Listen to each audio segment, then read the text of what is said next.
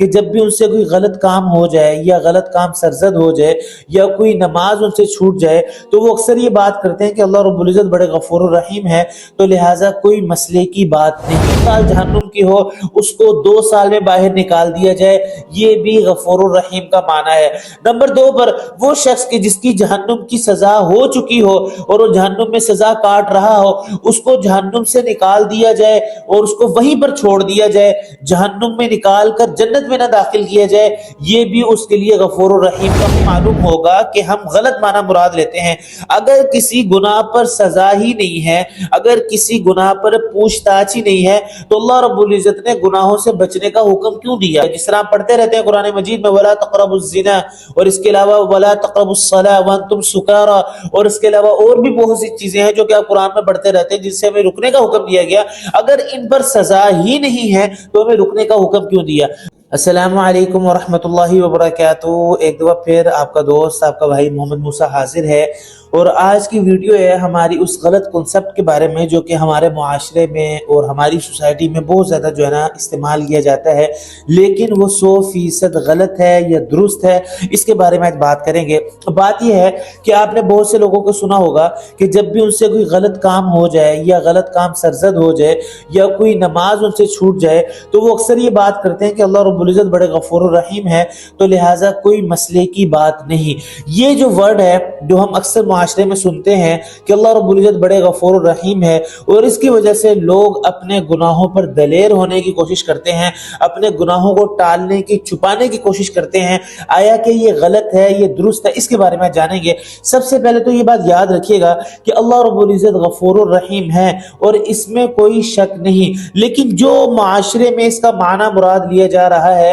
وہ اس کا معنی بالکل غلط ہے، درست نہیں ہے۔ جی ہاں، آپ کو میں ایک بات سمجھانا چاہتا ہوں کہ گناہ کسے کہتے ہیں۔ جب آپ نے یہ سمجھ لیا کہ گناہ کسے کہتے ہیں تو آپ کو معلوم ہو جائے گا کہ جو غفور الرحیم کا معنی ہے وہ کس طرح صحیح اور کس طرح غلط مراد لیا جاتا ہے۔ گناہ کہتے ہیں سرکشی کو، غلط کام کرنے کو اور اللہ رب العزت کی نافرمانی کو۔ اب ایک اور بات یہاں سمجھیں، اگر کوئی بندہ نافرمانی کر رہا ہے اور جس کی نافرمانی کر رہا ہے اس کا بھی بہت اعتبار کیا جاتا ہے۔ اگر وہ چھوٹا شخص ہے، وہ چھوٹی ذات ہے تو اس کا گناہ اتنا بڑا نہیں ہوتا، لیکن اگر وہ شخصیت بڑی ہے، وہ ذات عظمت والی ہے تو وہ گناہ بہت بڑا تصور کیا جاتا ہے۔ جس طرح ایک گناہ کیا جائے عام جگہ پر اور ایک گناہ کیا جائے مسجد میں، بیت اللہ میں جا کر، ان دونوں میں بہت بڑا فرق ہوتا ہے۔ اب دیکھا جائے کہ اللہ رب العزت کی جو بندہ نافرمانی کر رہا ہے، اب وہ اتنی بڑی ذات ہے کہ اس کی کوئی انتہا نہیں ہے، تو لہٰذا اس شخص کو جو سزا ہونی چاہیے اس کی بھی کوئی انتہا نہیں ہونی چاہیے،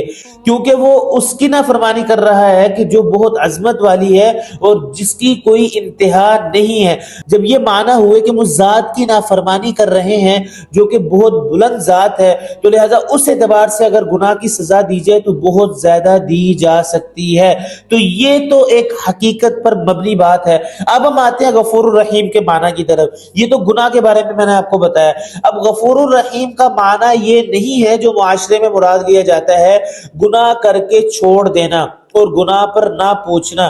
بلکہ غفور الرحیم کا حضرت تھانوی صاحب رحمہ اللہ نے اپنی کتاب اشرف الجواب میں لکھا ہے، اگر کوئی شخص جس نے گناہ کیے اس کی سزا 10 سال جہنم کی ہو، اس کو 2 سال میں باہر نکال دیا جائے، یہ بھی غفور الرحیم کا معنی ہے۔ نمبر 2 پر وہ شخص کی جس کی جہنم کی سزا ہو چکی ہو اور وہ جہنم میں سزا کاٹ رہا ہو، اس کو جہنم سے نکال دیا جائے اور اس کو وہیں پر چھوڑ دیا جائے، جہنم میں نکال کر جنت میں نہ داخل کیا جائے، یہ بھی اس کے لیے غفور الرحیم کا معنی ہے۔ نمبر 3 پر اگر جو شخص جہنم میں جانے والے اعمال کر کے دنیا سے چلا گیا اور وہ جہنم میں داخل ہو گیا، اس کو سزا مکمل ہونے سے پہلے جہنم سے نکالنا، جنت میں داخل کرنا، یہ بھی غفور الرحیم کا معنی ہے۔ اور ایک اور معنی حضرت نے کیا، اگر اس کو جہنم سے نکال کر جنت میں داخل کر کے اپنی زیارت کرواتے رہنا، یہ بھی بہت بڑا غفور الرحیم کا معنی ہے۔ اور ایک اور بات جو کہ حضرت نے لکھی، جو کہ ہمارے اس دنیا میں بہت زیادہ جو ہے نا لوگوں کو سمجھنی چاہیے، اگر کوئی بندہ غلط کام کرے اس کی سزا اس کو دنیا میں مل جائے، یہ بھی غفور الرحیم کا معنی ہے، تو اس کو آخرت میں اس گناہ کی سزا نہیں ملے گی، یہ غفور الرحیم کے معنی ہے۔ لیکن ہمارے معاشرے میں غفور الرحیم کا معنی یہ مراد لے جاتا ہے کہ بندے سے پوچھ تاچھ ہی نہیں ہوگی، بندے کو سیدھا جنت میں داخل کر دیا جائے گا۔ بے شک اللہ رب العزت پر قادر ہیں، لیکن یہ معنی جو کہ تمام معنی میں نے آپ کو سامنے بیان کیے، اس کی حقیقت کو بھی سمجھنا چاہیے اور گناہوں سے بچنا چاہیے۔ ایک اور بات میں آپ کو بتاؤں کہ جس کے ذریعے آپ کو یہ معلوم ہوگا کہ ہم غلط معنی مراد لیتے ہیں، اگر کسی گناہ پر سزا ہی نہیں ہے، اگر کسی گناہ پر پوچھ تاچھ ہی نہیں ہے، تو اللہ رب العزت نے گناہوں سے بچنے کا حکم کیوں دیا؟ جس طرح ہم پڑھتے رہتے ہیں قرآن مجید میں وَلَا تَقْرَبُوا الزِّنَا، اور اس کے علاوہ وَلَا تَقْرَبُوا الصَّلَاةَ وَأَنْتُمْ سُكَارَىٰ، اور اس کے علاوہ اور بھی بہت سی چیزیں ہیں جو کہ آپ قرآن میں پڑھتے رہتے ہیں جس سے ہمیں رکنے کا حکم دیا گیا۔ اگر ان پر سزا ہی نہیں ہے تو ہمیں رکنے کا حکم کیوں دیا؟ تو یہ میں نے مختصر سی ویڈیو آپ کے سامنے رکھی کہ جس میں میں نے آپ کو یہ بتایا کہ غفور الرحیم کا درست معنی کیا ہے۔ اب خدا را گزارش یہ ہے، ان الفاظ پر اکتفا کرتے ہوئے اپنے آپ کو گناہوں میں نہ لگائیں، بلکہ اپنے آپ کو نیکیوں میں لگاتے ہوئے اللہ کی رحمت پر یقین کریں۔ لہٰذا جو شخص آپ کے سامنے یہ بات کرے تو اس کو یہ معنی بتائیں کہ بھائی اس کے معنی یہ ہیں جو ہم بیان کر رہے ہیں، جس کی وجہ سے ہم گناہ کرتے جا رہے ہیں، یہ اس کے معنی نہیں ہے۔ امید کرتا ہوں بات سمجھ آئی ہوگی اور انشاءاللہ اس پر عمل کرنے کی کوشش کریں گے۔ ملتے ہیں نیکسٹ ویڈیو میں، اگلی ویڈیو تک اجازت دیجیے گا، دعا میں یاد رکھیے گا۔ اللہ حافظ۔